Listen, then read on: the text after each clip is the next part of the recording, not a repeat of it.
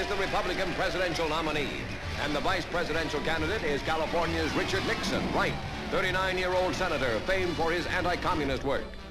Right after his nomination, General Eisenhower crosses the street to meet Senator Taft. Ike calls his recent rival, whom he's seeing face-to-face for the first time since the convention start, a very great American. Taft congratulates the general, promises his full support, and predicts certain victory. The bitter factional rift within the Republican Party appears healed.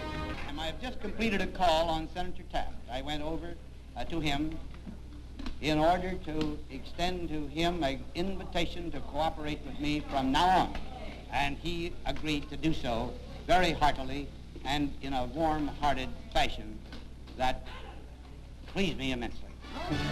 General Eisenhower, charging the Democrats with wastefulness, arrogance, and corruption, pledges a great crusade and a fighting campaign for total victory in November. A man down in Texas heard Pat on the radio mention the fact that our two youngsters would like to have a dog. And believe it or not, the day before we left on this campaign trip, we got a message from the Union Station in Baltimore saying they had a package for us. We went down to get it. You know what it was? It was a little Cocker Spaniel dog in a crate that he'd sent all the way from Texas. Black and white, spotted. And our little girl, Tricia, the 6-year-old, named it Checkers. And you know, the kids, like all kids, love the dog. And I just want to say this right now, that regardless of what they say about it, we're going to keep him. It isn't easy to come before a nationwide audience and bare your life, as I've done. But I want to say some things before I conclude. In spite of the smears, the misunderstanding, the necessity for a man to come up here and bare his soul as I have, why is it necessary for me to continue this fight? And I want to tell you why. Because, you see, I love my country. And I think my country is in danger. And I think the only man that can save America at this time is the man that's running for president on my ticket, Dwight Eisenhower. You say, why do I think it's in danger? And I say, look at the record. 7 years of the Truman-Atchison administration and what's happened. 600 million people lost to the communists. And a war in Korea in which we have lost 117,000 American casualties. And I say to all of you that a policy that results in the loss of 600 million people to the communists and a war which costs us 117,000 American casualties isn't good enough for America. And I say that those in the State Department that made the mistakes which caused that war and which resulted in those losses should be kicked out of the State Department just as fast as we get them out of there. And let me say that I know Mr. Stevenson won't do that because he defends the Truman policy. And I know that Dwight Eisenhower will do that and that he will give America the leadership that it needs. Take the problem of corruption. You read about the mess in Washington. Mr. Stevenson can't clean it up because he was picked by the man, Truman, under whose administration the mess was made. You wouldn't trust the man who made the mess to clean it up. That's Truman. And by the same token, you can't trust the man who was picked by the man that made the mess to clean it up, and that's Stevenson. And so I say, Eisenhower, who owes nothing to Truman, nothing to the big city bosses, he is the man that can clean up the mess in Washington. Take communism. I say that as far as that subject is concerned, the danger is great to America. In the Hiss case, they got the secrets which enabled them to break the American secret State Department code. They got secrets in the atomic bomb case which enabled them to get the secret of the atomic bomb 5 years before they would have gotten it by their own devices. And I say that any man who called the Alger Hiss case a red herring isn't fit to be president of the United States. I say that a man who, like Mr. Stevenson, has pooh-poohed and ridiculed the communist threat in the United States. He said that they are phantoms among ourselves. He has accused us that have attempted to expose the communists of looking for communists in the Bureau of Fisheries and Wildlife. I say that a man who says that isn't qualified to be president of the United States. And I say that the only man who can lead us in this fight to rid the government of both those who are communists and those who have corrupted this government is Eisenhower. Because Eisenhower, you can be sure, recognizes the problem, and he knows how deal with it. And now, finally, I know that you wonder whether or not I am going to stay on the Republican ticket or resign. Let me say this. I don't believe that I ought to quit, because I'm not a quitter. And incidentally, Pat's not a quitter. After all, her name was Patricia Ryan, and she was born on St. Patrick's Day, and you know the Irish never quit. But the decision, my friends, is not mine. I would do nothing that would harm the possibilities of Dwight Eisenhower to become president of the United States. And for that reason, I am submitting to the Republican National Committee tonight through this television broadcast the decision which it is theirs to make. Let them decide whether my position on the ticket will help or hurt. And I'm going to ask you to help them decide. Wire and write the Republican National Committee whether you think I should stay on or whether I should get off. And whatever their decision is, I will abide by it. But just let me say this last word. Regardless of what happens, I'm going to continue this fight. I'm going to campaign up and down in America until we drive the crooks and the communists and those that defend them out of Washington. And remember, folks, Eisenhower is a great man, believe me. He's a great man. And a vote for Eisenhower is a vote for what's good for America. The Republican Senatorial Committee and the Republican Congressional Committee. The Democrats nominate for president this year, he will have this record to run upon. I shall not be a candidate for re-election. I have served my country long, and I think efficiently and honestly. I shall not accept a renomination. I do not feel that it is my duty to spend another 4 years in the White House.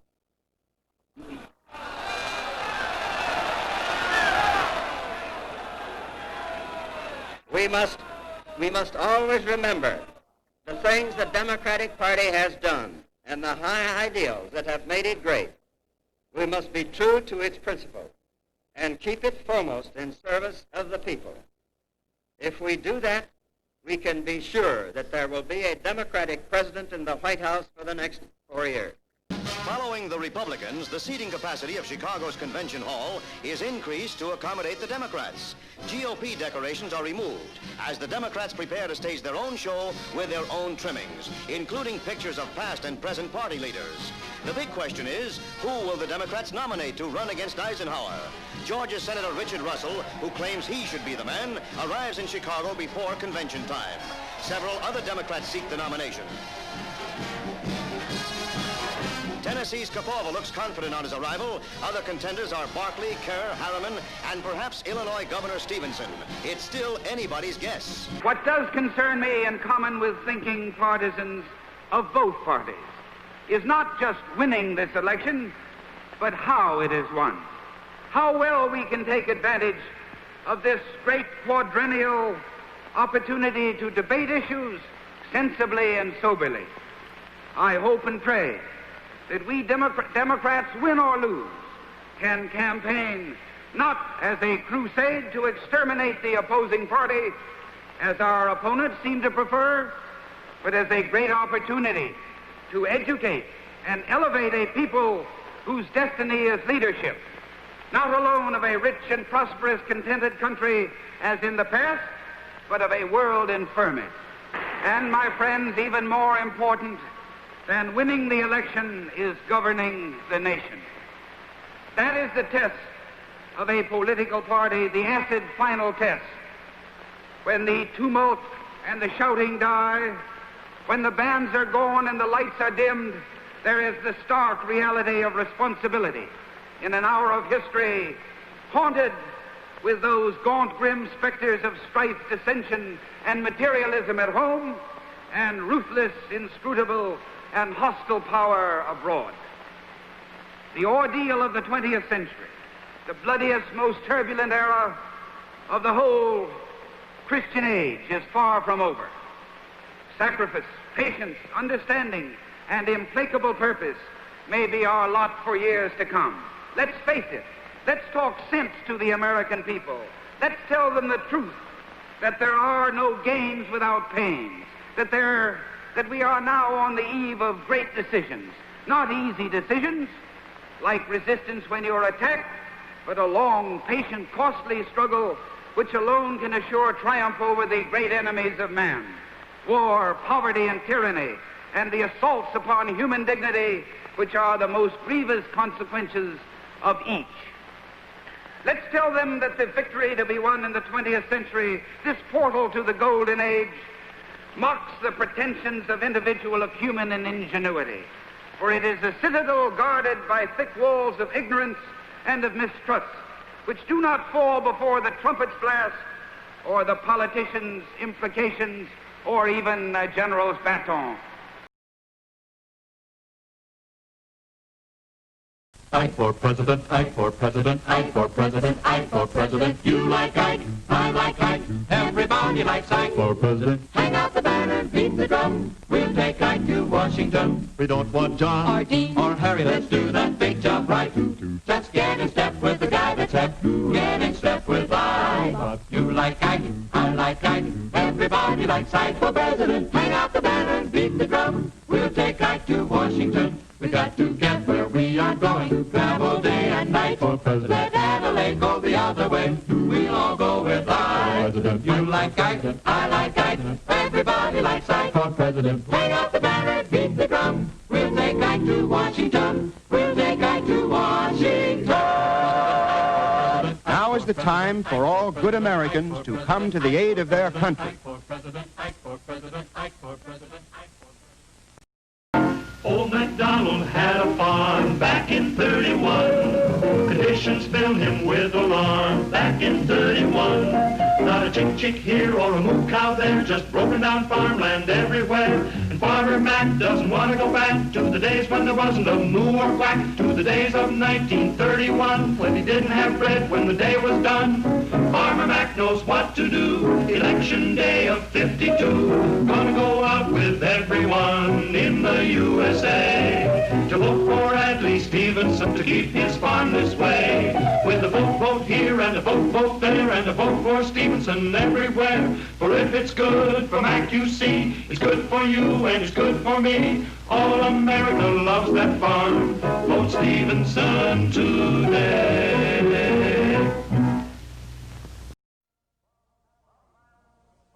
The man from Abilene. Out of the heartland of America, out of this small frame house in Abilene, Kansas, came a man, Dwight D. Eisenhower. Through the crucial hour of historic D-Day, he brought us to the triumphant peace of VE Day. Now another crucial hour in our history.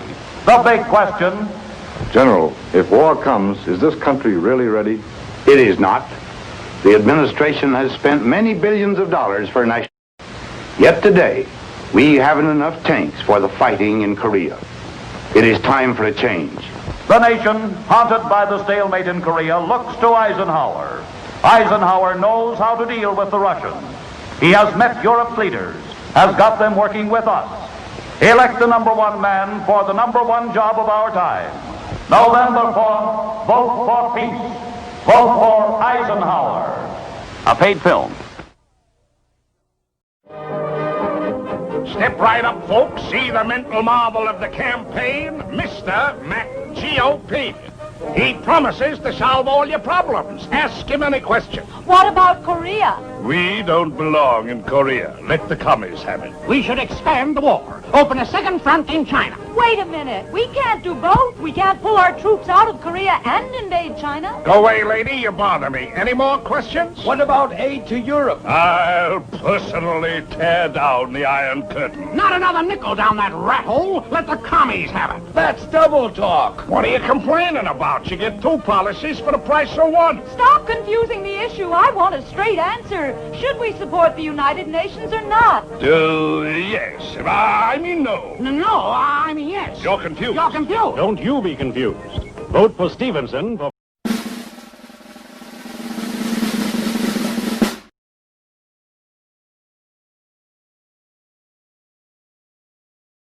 Republican Party for President of the United States, the name of the most widely beloved, the most universally respected, the most profoundly dedicated man of our times, Dwight David Eisenhower. Representative Halleck's words may sound like the conventional praise of a political gathering, but this time they really express the party's feeling. The crowds who welcome Ike to San Francisco leave no room for doubt that he's the party's most popular leader for many years. And there's not another candidate in sight. Ike's popularity extends to his wife, Mamie. My friends, in firm faith, and in the conviction that the Republican purposes and principles are in league with this kind of future, the nomination that you have tendered me for the presidency of the United States, I now, humbly but confidently, accept. And I say to you that we face this task that I have outlined, inspired by the vigor and the vision of the man of the century, President Eisenhower. The Republican Party is 100 years old. But under his leadership, it is again young and imaginative. It has captured the idealism and faith that is the greatness of America. But I believe that it would be a great mistake if we were to become smug and complacent because we have done so well under a great leader. Our party, I say to you, is not a party of drift and self-satisfaction. The greatest moments of the Republican Party have been those many years in which it was progressive and forward-looking. We are conservative only in the sense that we keep what is sound and proven from the past, and of that we are certainly proud.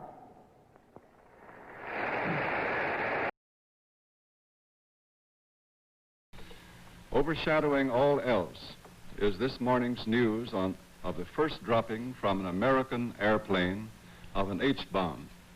There can be no mistaking the fact that we are now face to face with a double-edged possibility of total destruction and the possession of total destructive power. We are perhaps being dominated by the very instrumentalities which we ourselves have created. And unless we can forge some readjustment of our organization and management of political affairs, we shall never again live unafraid and undominated by these fearful prospects. Unless we can successfully grapple with this, we shall never again be free in the sense that we can make our own choices and live in confidence. First, we must have a moral atomic energy policy. Second, we must continue to experiment and test and develop new and extended uses of nuclear energy. We should, however, take the lead in proposing to the Soviet Union that we have an immediate cessation of further dropping of A and H bombs when they show that they are willing to act in good faith. Without the protection of such an agreement, we ourselves have little choice but to continue in the interest of our own security. I favored the so-called Baruch Plan when it was first presented. Substantially, that plan, with emphasis on inspection, should now be resubmitted. I think the very dropping of this new bomb may give new hope of success in achieving such agreements. Certainly the solemnity of the time in which we live was best illustrated yesterday by the dropping of the H-bomb in the far Pacific, a bomb 5 times or more powerful than all of the explosives detonated by the United States in the last war. I thought when I read of this, not only that the future is either going to be a future of creativity and of great abundance, or it's going to be a future of total incineration, death, and destruction, and that the United States may have to lead the way which direction we're going to take.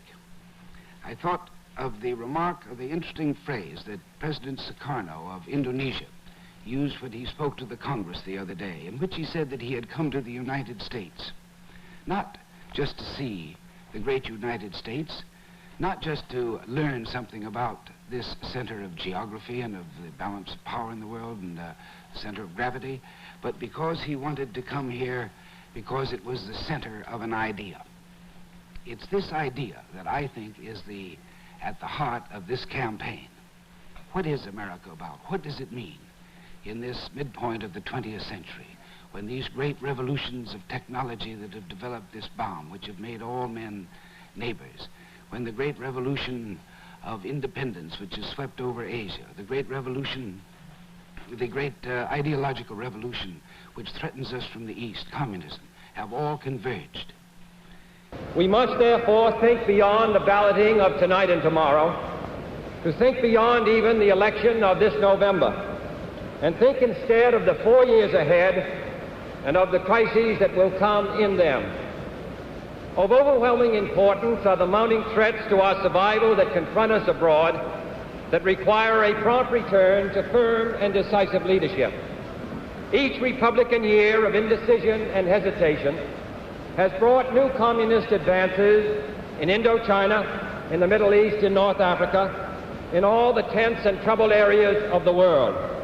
The grand alliance of the West, that chain for freedom forged by Truman and Marshall and the rest, is cracking, and its unity deteriorating and its strength dissipating. In such a period, one man and one man only can bear the full and final responsibility of leadership, not his cabinet, not his assistants, not his vice president, only the President of the United States himself. It is for these reasons that I ask this convention in these deliberations on the presidency to consider these years that lie ahead and the necessity of selecting a president with the courage and the vigor and the vision equal to the task.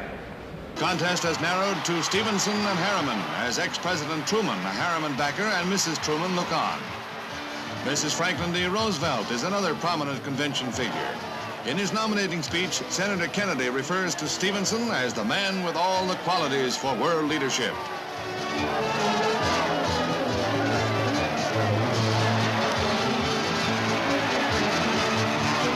The Democrats have made their choice, and as it was 4 years ago, it is Adlai Stevenson who promises a fighting, vigorous campaign for election. Senator Jack Kennedy is one of the fine young statesmen with an outstanding record already, and to be able to contend and finally win against him, I appreciate very much. But ladies and gentlemen, every member that I had to contend against, all of these 8 or 9 men who were placed in nomination, every one of them are able, capable of performing this office.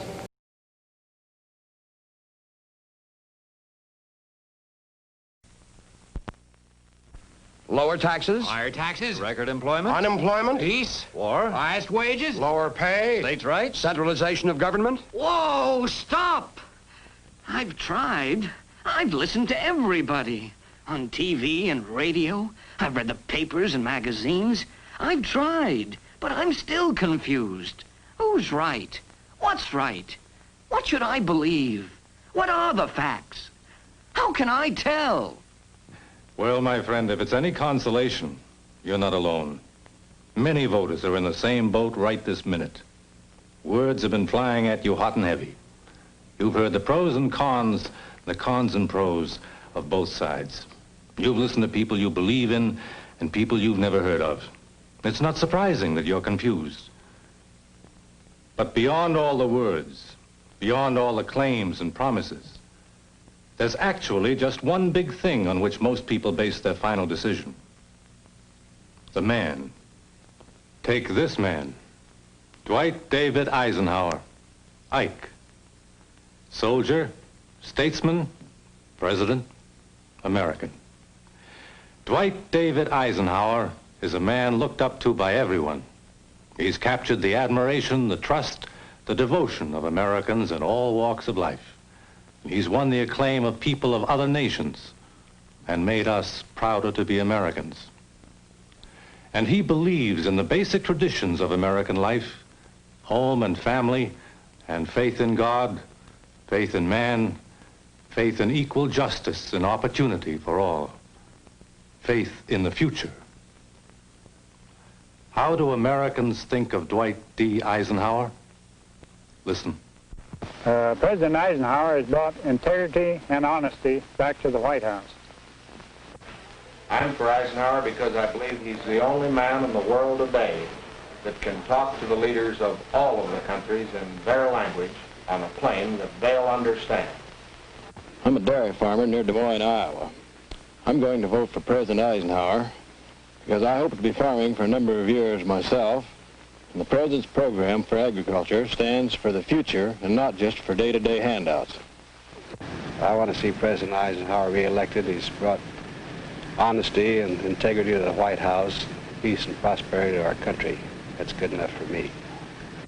I think he feels that the individual American is self-reliant and wants to stand on his own feet, work out his own destiny with his hands and his mind as he best sees fit, with as little interference from government as he can have. Eisenhower strikes me as a fundamentally peaceful man, and I think that he knows enough about war that he would do practically anything honorable to keep us out of it. Well, I like the President because of his personal integrity. I think that the nearest thing to a statesman that we've had in the White House for many years. He does have integrity. He has brought confidence to this nation and to the world. He practices so many things that he bleeds from his heart. With that kind of leadership, with the feeling and the aura and the attitude of I'm doing the best I can that comes from him every time you just look at him. I just can't see anything wrong with the man. Maybe I'm a little prejudiced, I guess. Those were the voices of the people speaking about the man they're going to vote for. Who will you vote for? What's your decision? What do you say? Me? I like Ike.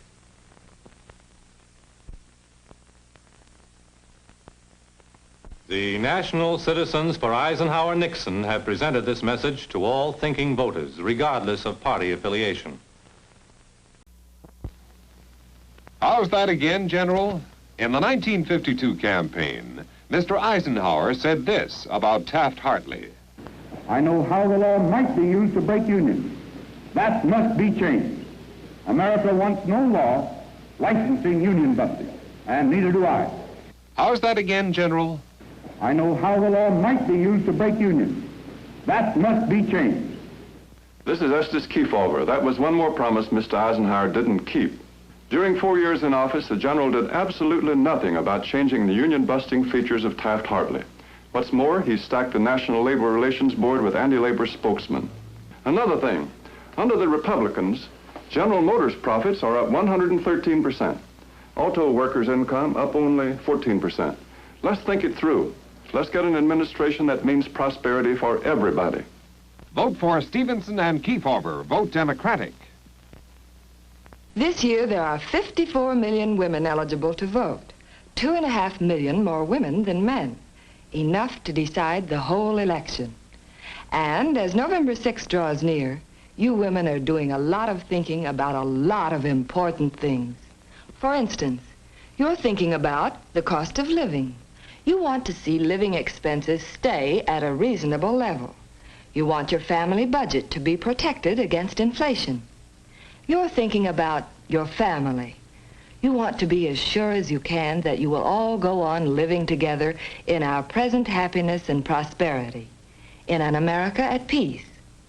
You're thinking about your children's future. You want them to grow up under the best possible conditions in terms of schools, health, and general welfare. And because they believe he represents their best hope of achieving these things, the women of America are making their choice for president, Dwight D. Eisenhower. But suppose we ask some of them what they think about the coming election. My main reason for voting for Eisenhower is because I believe in his sincerity. I don't feel that he is furthering his own interests, but he is furthering the interests of the country and the people. I feel he's a very big man, which is needed for that position, and also because he has not been and is not what I consider a politician. I'm interested in Ike, and this is my one big reason why I'm interested in Ike. As a woman and future homemaker and mother in America, the type of man that I want to be president is a man that I and my family and my children and those around me can look up to and respect. I think that President Eisenhower is that sort of man. Inflation. We're not going to have that in the next 4 years if we vote right with Ike. I'm voting for Ike because I feel that he is a God-fearing man, and I think that's essential in any leader, especially the leader of our country. I think that Eisenhower has shown how he feels about the average working man. He's given us the minimum wage law, the changes he's made in Social Security, and I think in another 4 years he'll do even more than that for us. I'm going to vote for President Eisenhower because he represents the things in which I believe. I like his philosophy of the dignity of man, and I also believe that he's a sincere, honest, and high-caliber person. He has a smile that could prove only one thing, and that is honesty. So much of our future rests with the women of our country. They're the homemakers. The whole family unit revolves around them. Everything that affects the family's welfare affects them first, and everything in the family's life benefits from their influence. They do the family buying. They see that everybody in the family circle is well-clothed and well-fed. But beyond this, they are the custodian of its values and aspirations for the future. In their hands lies the training of our young people, to whom they pass on the rich heritage of our nation, its love of peace and justice, and its passion for freedom. The women of our country swept Dwight D. Eisenhower into office 4 years ago. They will probably decide the election this time. And they like Ike. And here's somebody else they like, too. Ike's beloved Mamie, whose smile and modesty and easy natural charm make her the ideal First Lady. Let's keep our First Lady in the White House for 4 more years.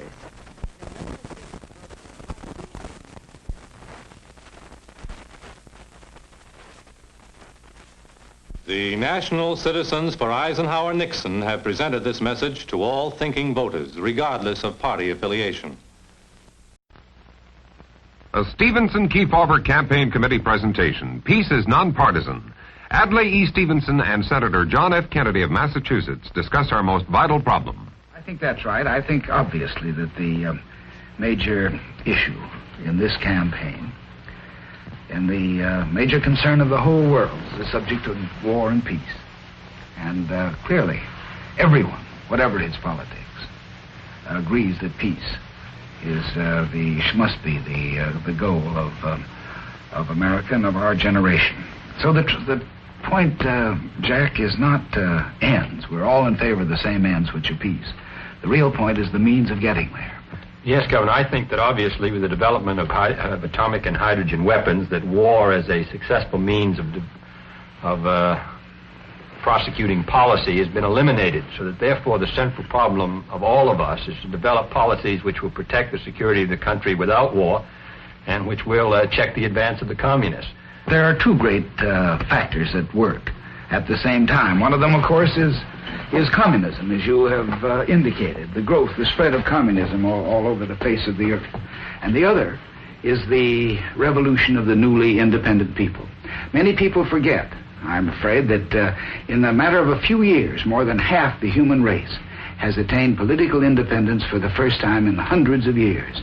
And this would go on whether there was any communist problem at all. Well, I think, Governor, that's demonstrated by the 3 severe crises which the United States is involved in, Cyprus, Suez, and North Africa, do not directly involve communism, but involve the desire of these people to be independent. And unfortunately, they regard the United States as the enemy of that effort and not its friend.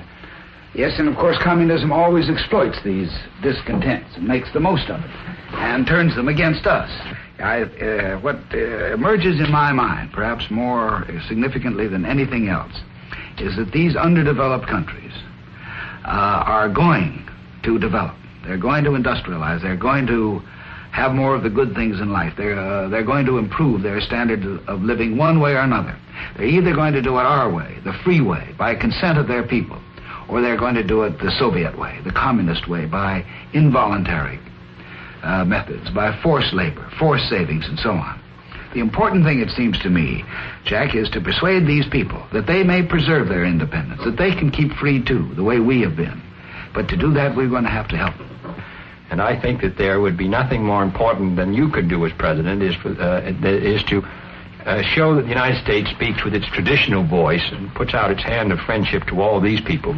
And after all, you don't stop ideas at boundaries, and you don't stop them with bullets. And basically, this is a competition for people's allegiance, because they, at heart, we have all the advantage, because we are on the side of freedom and individual liberty. We must exploit this advantage. We must make people persuade them that we have their welfare, their improvement at heart, too. This basic problem of maintaining the peace and holding our security, it seems to me, has three elements. First, to maintain our traditional allies and the friendship of our traditional allies in Western Europe. Secondly, to weaken the hold that the Soviet Union has on its satellite countries. And thirdly, to win, as we've already discussed, the friendship of these people now emerging. And that is the basic issue. The reassertion of American leadership, the enunciation of a pursuit of a coherent policy which commands the confidence of all of our friends in the world, and there are many. I think that is the first concern of any president of the United States, that it must be. If eternal vigilance is the price of liberty, it is also the price of peace, until that happy day that we can all look forward and pray for, when we can live in peace and security, when our sons will not have to fight again to preserve the independence of the United States. We need a new leadership for a new America. Vote for Adlai E. Stevenson and Estes Keyvolver.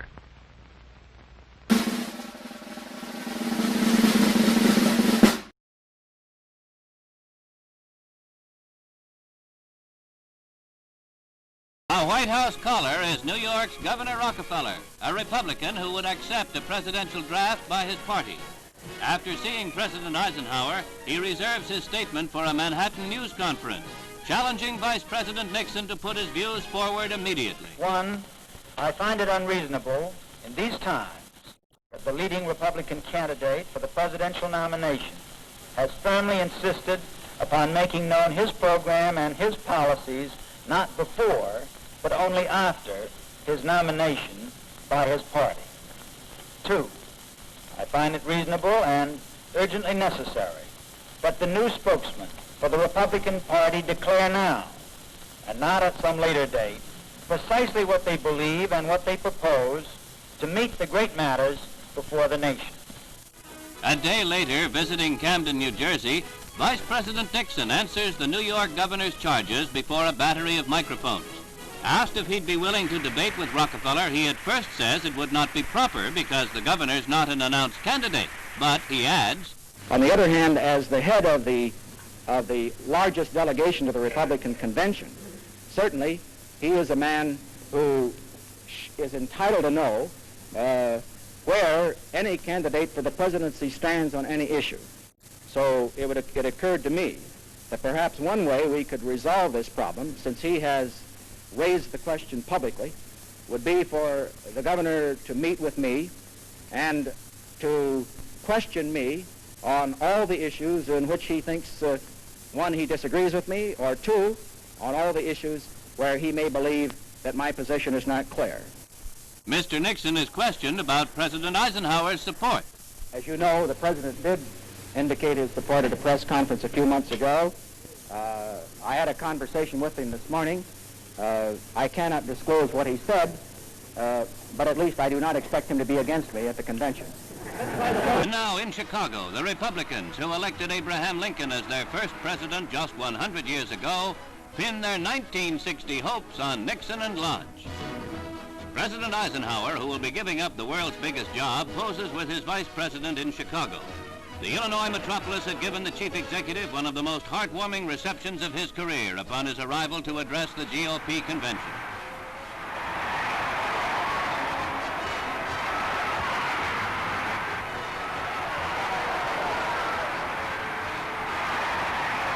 Thank You, Ike Day is the theme for the thunderous welcome.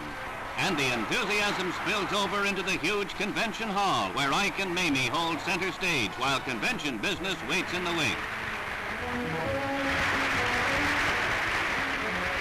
The partisan crowd receives an accounting of the Republican administration's two-term stewardship. But the headline-making remarks of the president concern the issue of whether people everywhere want to live under communism or a free system. He hurls a dramatic plebiscite challenge at the Soviet premier, Nikita Khrushchev. Concerning this matter of comparative national prestige, I challenge him to this test. Will he agree to the holding of free elections under the sponsorship of the United Nations to permit people everywhere, in every nation, on every continent, to vote on one single simple issue? And that issue is, do you want to live under a communist regime or under a free system such as found in the United States? Then the convention gets down to the task of nominating its standard bearer. There is little suspense. Save for 10 votes cast for Arizona Senator Goldwater, it's all Nixon. The roll call vote is 1,321 for the vice president. A move to make the nomination of Nixon unanimous comes from the Arizona delegation, and this is done by acclamation as announced by the permanent chairman, Congressman Halleck of Indiana. The chair declares, therefore, that Vice President Richard M. Nixon has been unanimously nominated to be the candidate of the Republican Party for the office of President of the United States. The party spells out unity for its candidate, Richard Milhouse Nixon, the 47-year-old Californian, vice president for the past 7.5 years. Later, Richard Nixon chooses as his vice presidential running mate America's United Nations envoy Henry Cabot Lodge. Nominated also by acclamation, the 58-year-old Mr. Lodge is shown with his wife, Chicago-bound, to accept the party's mandate. Ambassador Lodge is asked by a newsman, Sir, how do you feel about the chances of a Nixon-Lodge ticket? Oh, I'm very optimistic. I think it'll be a fighting campaign. I think it'll be exciting, interesting campaign. But I'm optimistic of the outcome because I think people are taking the situation of the United States and the world today very seriously, and they're right, and they ought to. I think they're worried about the world, and it's like a man who's going to knows he's maybe going to have an operation. He wants to have the best doctor.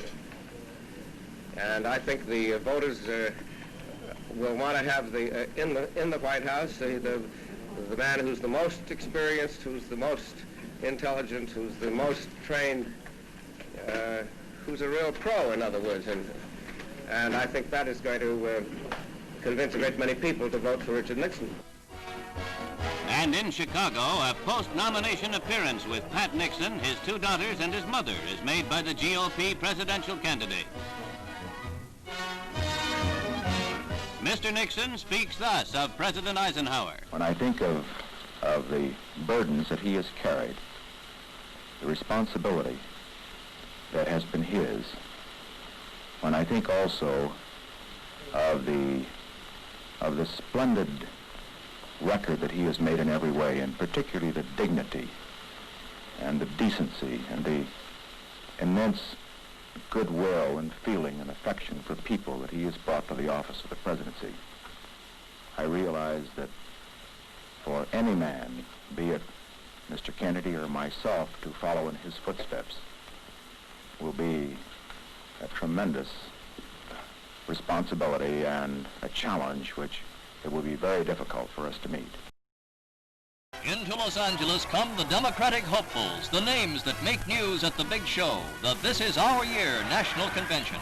Contenders for the presidential nomination with their slogans and banners and buttons and hopes which withstand the pressures of time and popularity tests.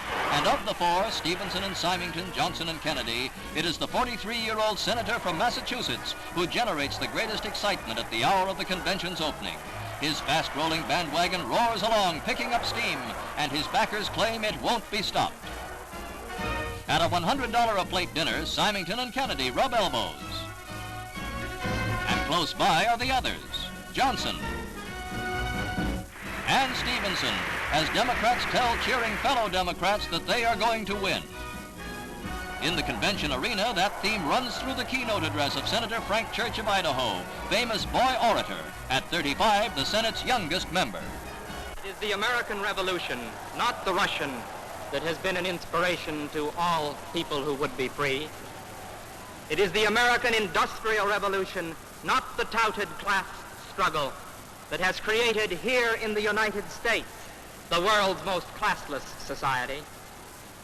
It is the American technological revolution, not the proletarian state, that has achieved here in the United States a standard of living that is the marvel of the world. Nominate a man who will summon this priceless heritage to work. Give us a leader with a program whose dimensions will match those of this atomic age. And the Democratic Party, true to its tradition, will lift this country once again upon the high road of destiny. For only an awakened and rededicated America can raise that standard around which the great fraternity of the free can rally. Some would say that those struggles are all over, that all the horizons have been explored, that all the battles have been won, that there is no longer an American frontier. But I trust that no one in this intersection would agree with that sentiment.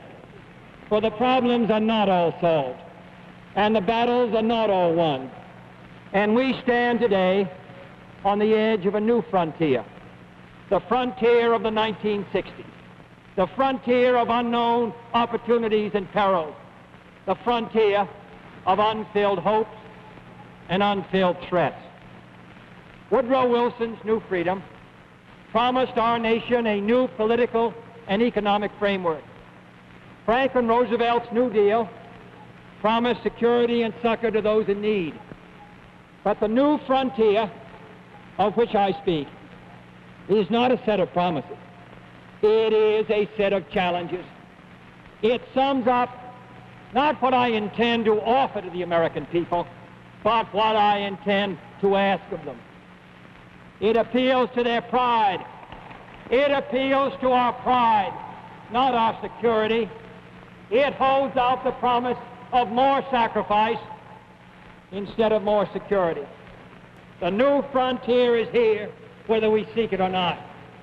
Beyond that frontier are uncharted areas of science and space, unsolved problems of peace and war, unconquered province of ignorance and prejudice, unanswered questions of poverty and surplus.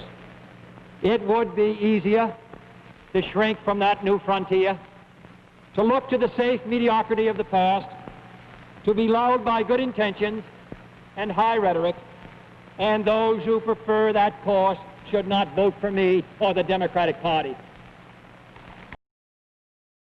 The Vice President and I came to the Congress together in 1946. We both served in the Labor Committee. I've been there now for 14 years, the same period of time that he has, so that our experience in government is comparable. Secondly, I think the question is, what are the programs that we advocate? What is the party record that we lead? I come out of the Democratic Party, which in this century has produced Woodrow Wilson and Franklin Roosevelt and Harry Truman, and which supported and sustained these programs which I've discussed tonight. Mr. Nixon comes out of the Republican Party. He was nominated by it. And it is a fact that through most of these last 25 years, the Republican leadership has opposed federal aid for education, medical care for the aged, development of the Tennessee Valley, development of our natural resources. I think Mr. Nixon is an effective leader of his party. I hope he would grant me the same. The question before us is, which point of view and which party do we want to lead the United States? Mr. Vice President, since the question of executive leadership is a very important campaign issue, I'd like to follow Mr. Noven's question. Now, Republican campaign slogans, you'll see them on signs around the country, as we did last week, say, it's experience that counts. That's over a picture of yourself, sir, implying that you've had more governmental, executive decision-making experience than your opponent. Now, in his news conference on August 24th, President Eisenhower was asked to give one example of a major idea of yours that he adopted. His reply was, and I'm quoting, "If you give me a week, I might think of one. I don't remember." Now, that was a month ago, sir, and the President hasn't brought it up since. And I'm wondering, sir, if you can clarify which version is correct, the one put out by Republican campaign leaders or the one put out by President Eisenhower? Well, I would suggest, Mr. Van Oker, that if you know the President, that was probably a facetious remark.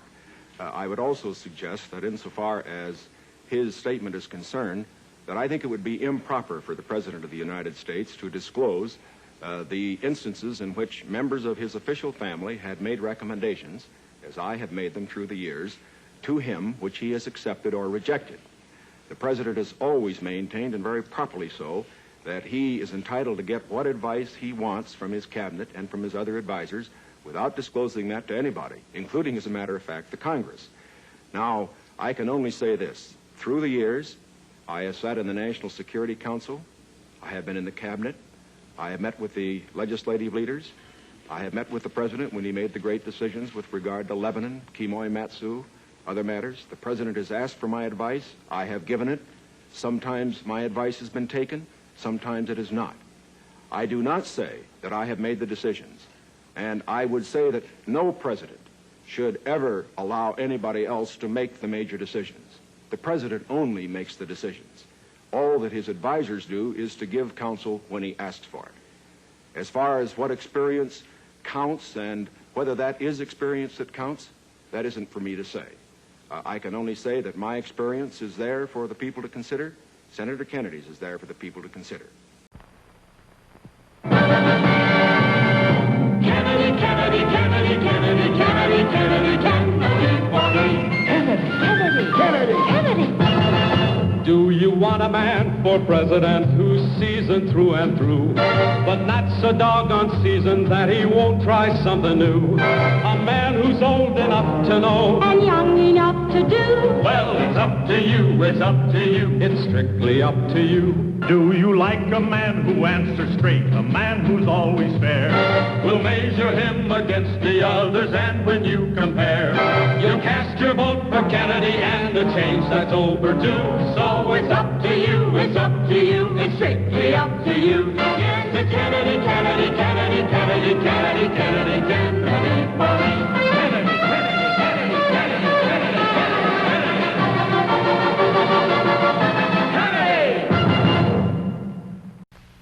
Mr. Nixon, what is the truth? Can we continue to have peace while Khrushchev is trying to stir up the whole world against us? Well, the truth is that we must continue to have peace. And we can if we continue to show firmness and strength to the communist world. Khrushchev is a cold, hard, ruthless man. He feeds upon weakness and doubt. And we must never make the mistake of letting him think we are weak. We must show him we are strong, economically and militarily, that we will not be coerced, that we will not tolerate being pushed around. We must continue to deal with communism and the Soviet leaders, not belligerently, but firmly, and always with vigilance. Vote for Nixon and Lodge, November 8th. They understand what peace demands.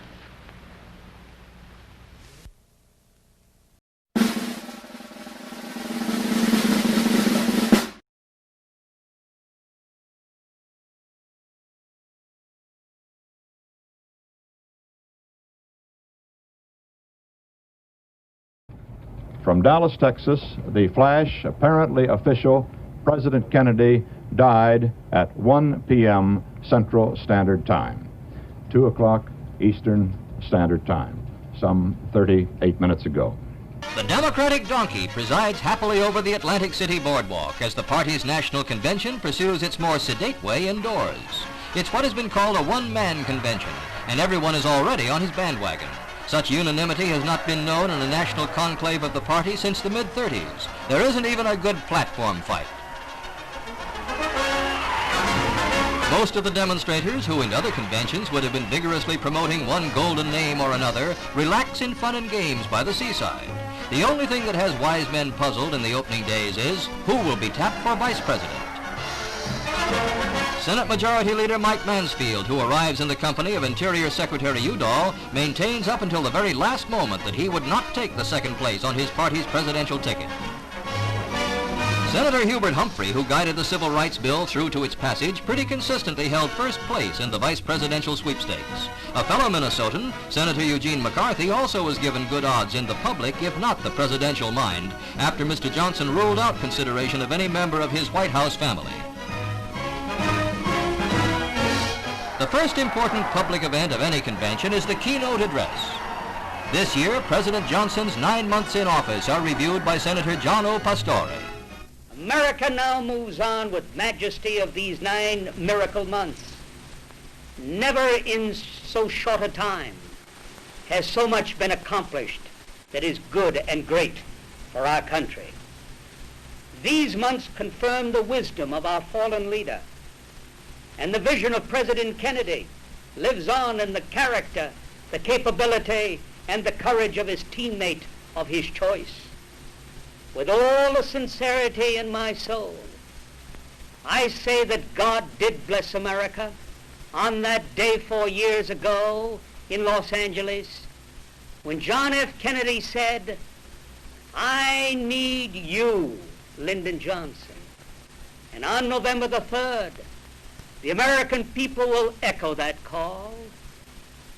We need you, President Lyndon B. Johnson. Biding his time and keeping his counsel to himself until he sees fit to divulge his choice, President Johnson follows his normal schedule, taking the White House pets and press for a walk. Such informal hours will become increasingly rare, for after naming his running mate and accepting his party's accolade at Atlantic City, Mr. Johnson must speed up the fight between now and November as to who will be the next 4-year tenant of the stately mansion on Pennsylvania Avenue. If the Freedom Democratic Party is not seated now, I question America.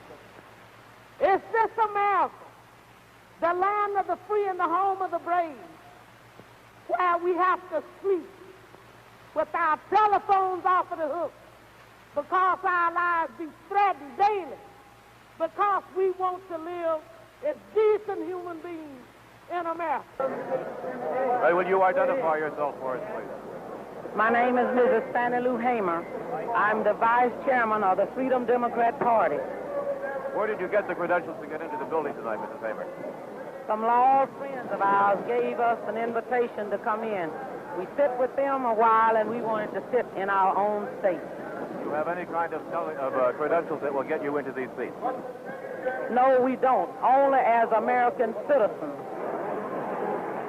Mr. Sergeant at Arms, have you had any contingency plans for this? None at all. I just stand here peacefully, trying to keep this aisle clear. Mississippi, when they are before the eyes of the world, they are peaceful and loving. And when they get back to Mississippi, it's, "Nigger, you can't come in here. Nigger, you can't come in there. Nigger, you get out." And here we are in the eyes of the world, seeing the same thing that happens down, way down in the Deep South. In 1854, Lincoln said, quote, "As a nation, we began by declaring that all men are created equal. We now practically read it, all men are created equal except Negroes. When the know-nothings get control, it will read, quote, all men are created equal except Negroes and foreigners and Catholics." When it comes to this, and these are still Lincoln's words, when it comes to this, I shall prefer emigrating to some country where they make no pretense of loving liberty, to Russia, for example, where despotism can be taken pure and without the base alloy of democracy. Those are Lincoln's own words. These extremists feed on fear, hate, and terror. They encourage disunity. Senator Barry Goldwater's wife, Peggy, their 2 sons and 2 daughters, watched Senate Minority Leader Everett Dirksen place Mr. Goldwater's name in nomination by Dr. Milton Eisenhower, brother of the former president. Candidate for the presidency of the United States, William Warren Scranton of Pennsylvania. The Scranton demonstration lasts about as long as did the one for Goldwater. Other names put before the convention were those of Michigan Governor Romney and former Minnesota Representative Judd. But the nearest thing to a contest was between Scranton and Goldwater. I would remind you that extremism in the defense of liberty is no vice.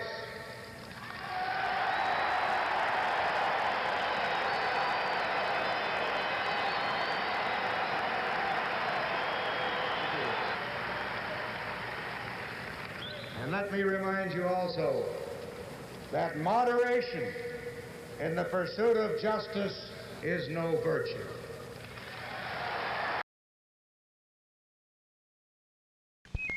One, 2, 3, 4, 5, 7,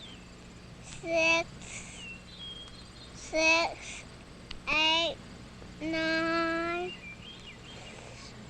10, 9, 8, 7, 6, 5, 4, 3, 2, 1, 0.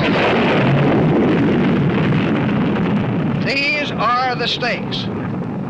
To make a world in which all of God's children can live, or to go into the dark.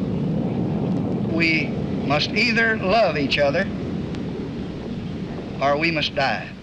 Vote for President Johnson on November 3rd. The stakes are too high for you to stay home.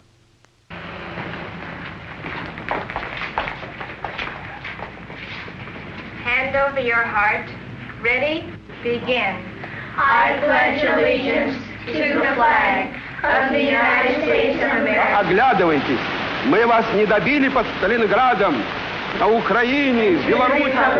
For which it stands, one nation under God, indivisible. Против нас и будете опять готовить нападение, мы так ухнем. Justice for all. I want American kids to grow up as Americans, and they will, if we have the guts to make our intentions clear. So clear they don't need translation or interpretation, just respect for a country prepared as no country in all history ever was. In your heart, you know he's right. Vote for Barry Goldwater. Back in July in San Francisco, the Republicans held a convention. Remember him? He was there. Governor Rockefeller. Before the convention, he said Barry Goldwater's positions can, and I quote, spell disaster for the party and for the country. Or him, Governor Scranton. The day before the convention, he called Goldwaterism a, quote, crazy quilt collection of absurd and dangerous positions. Or this man, Governor Romney. In June, he said Goldwater's nomination would lead to the, quote, suicidal destruction of the Republican Party. So, even if you're a Republican with serious doubts about Barry Goldwater, you're in good company. Vote for President Johnson on November 3rd. The stakes are too high for you to stay home.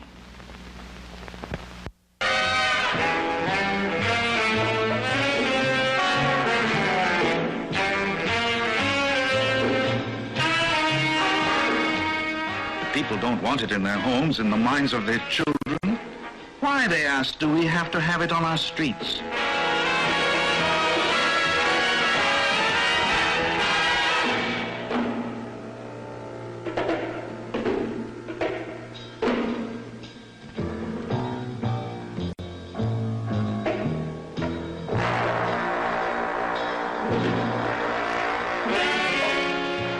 But the new America says, this is free speech. The new America prospers a multi-billion-dollar business in filth.